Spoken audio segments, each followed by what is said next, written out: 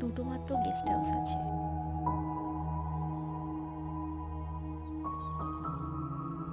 রাস্তাটা দেখো, যেমন চড়াই তার চারপাশে এরকমই বরফ পড়ে আছে। দেখো ওখানে নিচেও একটা লেক আছে, অনেক লেক। সেই সকাল 6টা থেকে হাঁটছি, আর পারছি না, কিন্তু পারতেই হবে। এই পুরোটা তাড়াতাড়ি